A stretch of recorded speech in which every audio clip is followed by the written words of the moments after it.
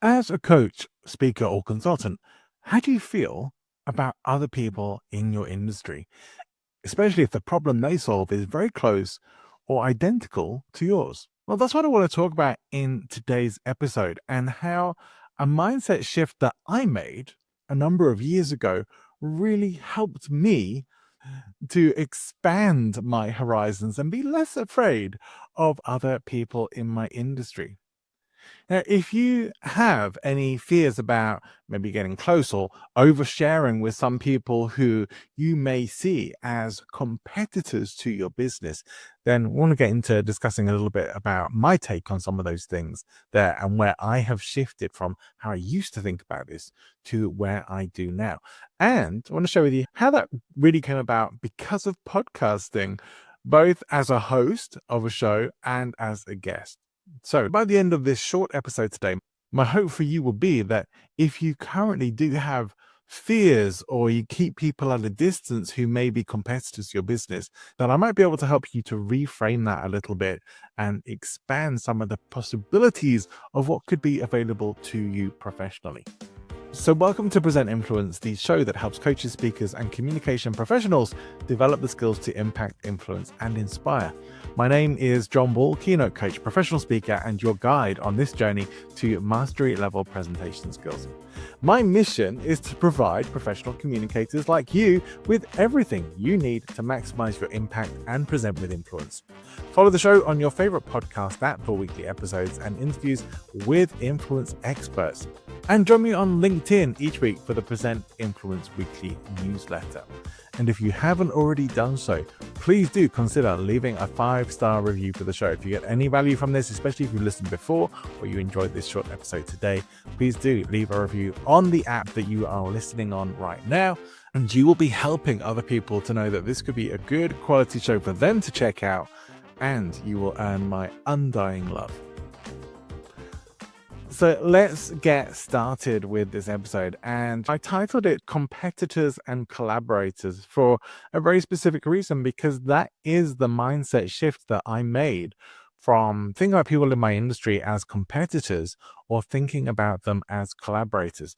Let me share with you that a company I once worked for, a personal development company, they were super protective of everything, like their IP. Everything was kept locked down. There was security to make sure that any of their IP that could be accessed at events particularly would be protected, or that if anyone was in one of the live events, maybe taking notes and drawing diagrams, it was actually easier than you would expect to tell when somebody was trying to get information more on how the events were run.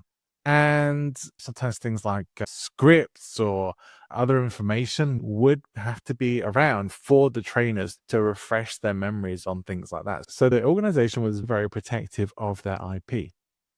Now, what's funny about that is that they weren't actually the originators of their IP. This is something we've come across quite often in the personal and professional development world. Something that's actually going on now that you may have come across with Mel Robbins and her let them philosophy, which seems like she has taken not credited someone else's IP. And so there's been some stuff going on around that. It is more common than you'd expect. I don't know the ins and outs of that, and I can say it does seem like she has done that. And I can also understand to some degree the fact that she hasn't credited the people who she took, and that the company I worked for before didn't credit where they took the IP from, because as a professional or as a guru, it can undermine you a little bit in your audience's eyes if you are not the originator of the IP, or if you're teaching someone else's content. So I understand that desire to feel like you are the originator of the content. But here's the thing. My take on it is this. I don't think it's particularly ethical to practice like that.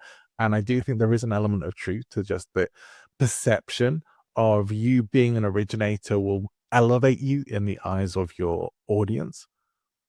Your audience maybe do expect you to be the originator of the content that you are sharing and spreading with them, rather than perhaps taking someone else's IP and making it your own. This kind of thing happens all the time in the music world, right? With certain licks and things that get taken and borrowed from other pieces of music. that can be very similar. Sometimes they're similar enough that royalties have to be paid to the person who originated the song. But sometimes they're just different enough that isn't the case, or it's just like a chord progression that's actually commonly used. Very often we are building on information that is lying around. We could create a talk that could be very similar to what someone else has done, but we might not even remember their talk, but it's something that has just stayed in our brain. Or we could write a song. If we're a songwriter, that's very similar to a song we might not even have ever remembered hearing, but it's somewhere banging around in your unconscious. I'm not too worried about all of that when it comes to thinking about people as competitors or collaborators, but I do think that for me at least, if you are having to pretend to be something you're not, or pretend to have originated something that you did not, there is an ethical issue there that doesn't sit well with me and probably doesn't with many other people as well. So if being the guru is more important to you than doing right by other people's intellectual property, then I think that there is an issue there that needs to be addressed around this whole thing of gurus, which I'm not actually a fan of anyway, and wouldn't aspire to be one myself because of some of these issues. And because generally, my experience has been that a lot of the people who have presented themselves as gurus, and I will say not all, but certainly a significant percentage of them have, in my experience, when I've been more behind the scenes or connected in the industry, found out that things are not always what they seem, that there's more dishonesty and double dealings or dodgy dealings than we might know about. And I'm not making any specific accusations here. I'm just saying what is not always what you get. And anyone that we elevate to being some sort of guru status or almost infallible kind of status, we're putting them on a pedestal and we're brushing under the rug that the pedestal is on all of their potential flaws or problems whilst we focused on them being up on that pedestal.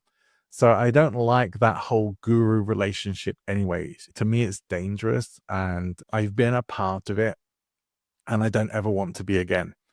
So if you find yourself in that situation where your admiration and respect for somebody in the industry is super, super high and they can do no wrong, it's worth questioning that and just recognizing we are all human. We are all flawed.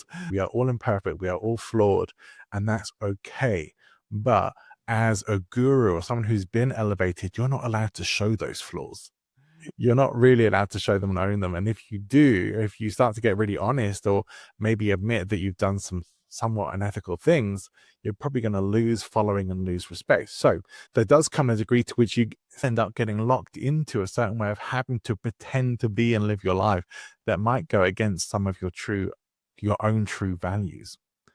I want to move on past that because I don't want to get too swayed down that because not really what I wanted this episode to be about. Because the heart of this is understanding the difference between competitors and collaborators. And I would say when I very first started podcasting, I probably wouldn't bring anyone on the show who I felt was doing something very similar or the same as I was doing. And you may have come across yourself thinking this from time to time. Why would I want to connect or be that close to somebody who is a direct competitor? Like the people that they would have as clients are the people who I would want as clients, and vice versa. And so it does seem like there might be a conflict of interest there if you are doing something together, like a podcast, for example, and the people that they want as clients could be your clients. You might end up with a fear of, well, they could start taking my clients away from me, or they might be better than me, or my audience might like them more. All the stuff that our brains like to start thinking about and catastrophizing for us that start to bring up those, I say insecurities again, isn't it? But not just insecurities, doubts. And not just doubts about ourselves, but doubts about our business, or doubts about, are we doing the right thing?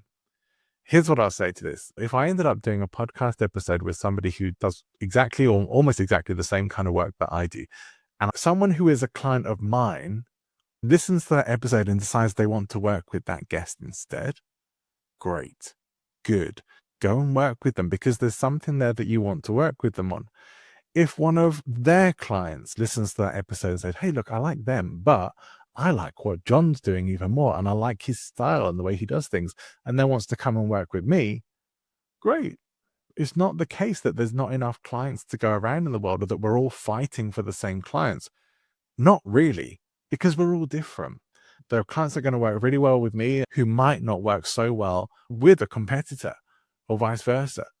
Even if what you do is exactly the same as what someone else does, your personalities are different. You are different people. People may choose to work with you because you're a man or them because they're a woman or vice versa. Even things like that can make a difference. Or it could be that somebody likes my accent more than someone else's, or somebody just thinks I'm a nicer person or connects more with me or connects more with somebody else in a particular kind of way. It's okay for that to happen. This really connects back to what I started talking about with the company that I worked for, where they were so protective of their IP. We end up being protective of our business. And that's a big part of what this is all about. We try to be protective of our business, of our clients, of our ability to grow and develop. And just to give you another example of this, a lot of clients who I worked with back in the late 2000s, early 2010s, a lot of people would have things like protected PDFs and things like that. But very often, people would find their content being ripped off the internet and sold under other people's names, exactly the same content, maybe with different names, might even be with the same pictures. And sometimes it's almost exactly the same, with very little change made at all, and being sold on other sites of the internet, or being downloaded and shared for free. These were and are very common things. It still happens undoubtedly. But I do think it is something, I'm almost reluctant to use this because I'm not a fan of the sort of magical manifestation world of personal development. But this level of scarcity thinking that there isn't enough to go around, that there's not enough business or clients for everyone, when there is, just that you haven't come across it yet.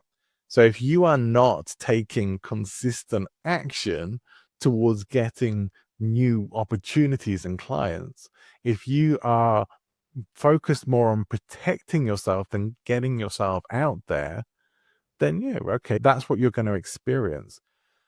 I often relate things back to a book that I love, and if you followed the show, you've undoubtedly heard me mention this before. A book called The Luck Factor by Dr. Richard Wiseman. And the book really explains this whole principle of luck or bad luck are not magical or mysterious forces. They are states of mind, to be more frank. And so if you believe yourself to be lucky, or if you choose to believe that you are lucky, let's go with that one as well, because that's just as valid, then you are far more likely to act like someone who is lucky. You're going to take maybe a few more chances. You're going to start random conversations. You're also going to be less likely to be protecting or overprotecting yourself. So I know that when you're more open, you're also more likely to spot opportunity when it arises as well. Just take the chances, enter a competition, go to an event where you might be able to network or meet some people who could help you professionally. Go and speak to that person who you are terrified to go and speak to. Maybe it's a professional move, or maybe it's someone you ask out on a date. Certainly, when you believe yourself to be lucky, you're likely to have a more open attitude that causes you to act in alignment with that belief about yourself. And therefore, it becomes your reality, or at least starts to. If the converse is true and you believe yourself to be unlucky and good things just don't happen to you, you need to protect yourself from the world and from the bad outcomes, because there might be good stuff out there, but it's not for you. It doesn't come your way. If the bad luck follows you around, there's a cloud, dark, rainy storm following you around that no one else can see, you need to protect yourself from. You're going to close yourself off to opportunity. You're going to notice far fewer things.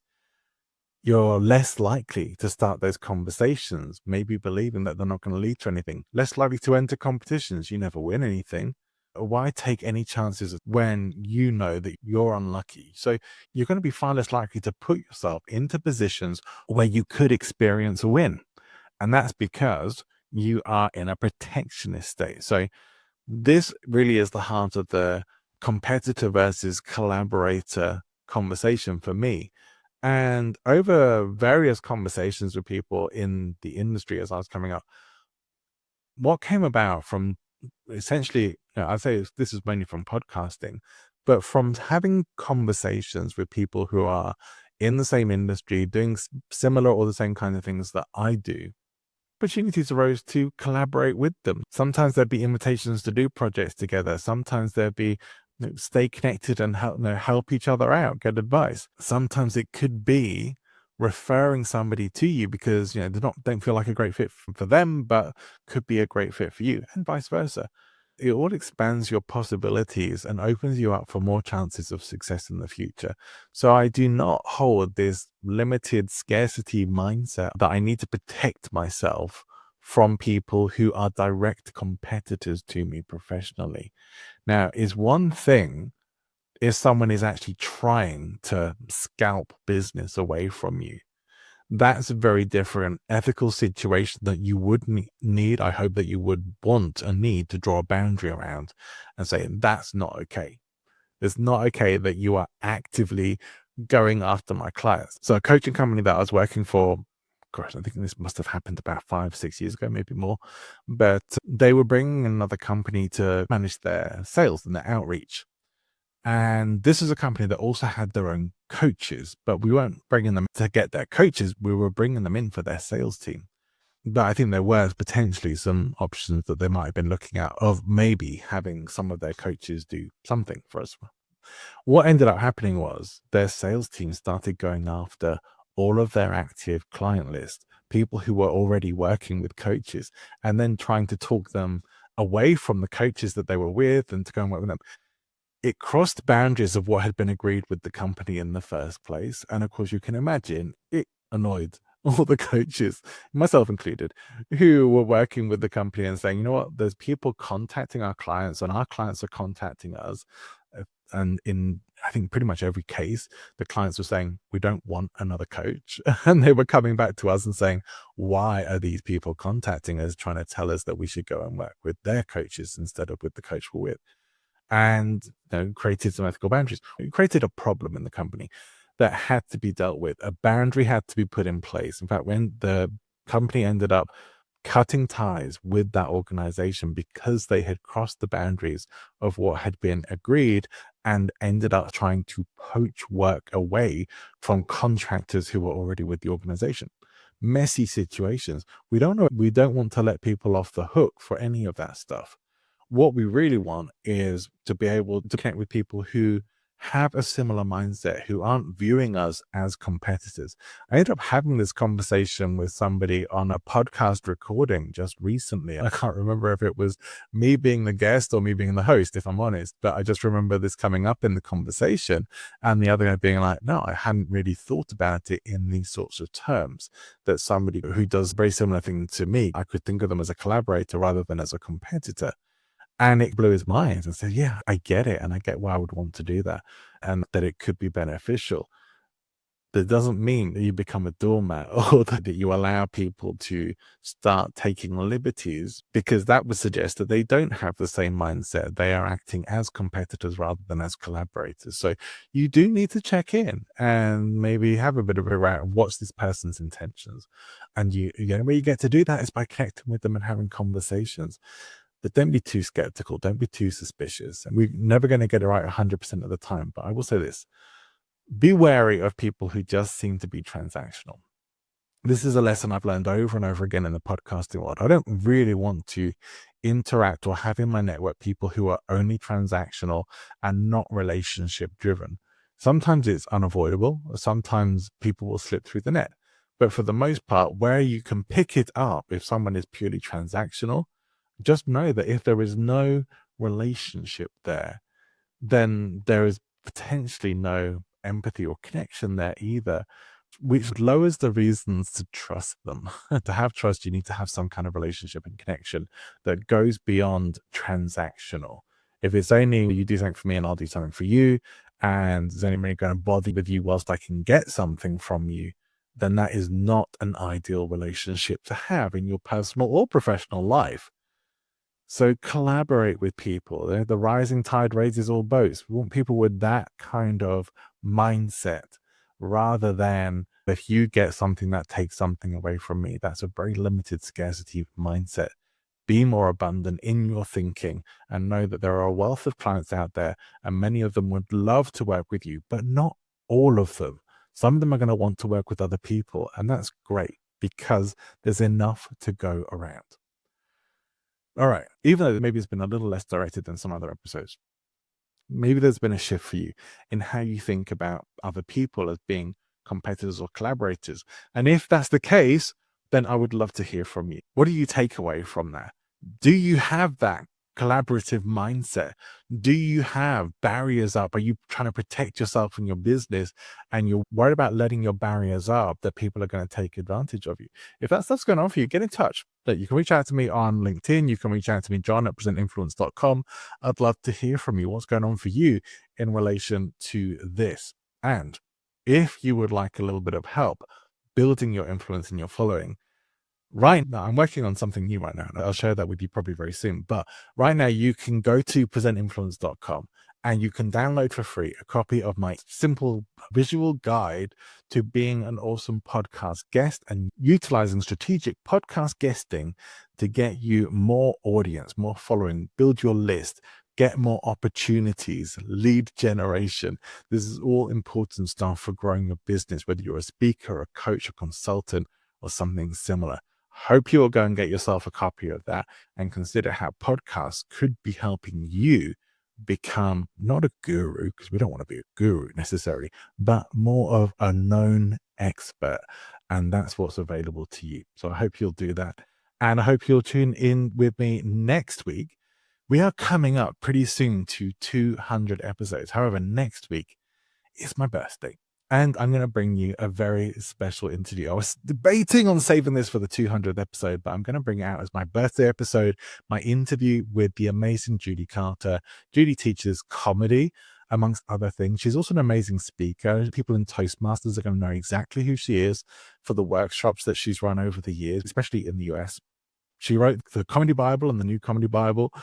She wrote the Message of You, still helping people to punch up their storytelling and their speaking and to be funnier. I got the pleasure of being in a workshop with Judy recently and gave me the opportunity to ask her, once again, having asked her some years ago, if she would come and be on the show, and she agreed. I was honestly delighted to get to interview her, and I think you're going to enjoy that as well, especially if you are someone who would like to be a little funnier in your communication and better at telling your stories. Hope you'll join me for that. So that's next week's special treat. My birthday present to you is my interview with Judy Carter. And we're back on Friday with another solo episode. So I hope you'll join me for that as well. Wherever you're going, whatever you're doing, have an amazing rest of your day. I will see you next time. Take care.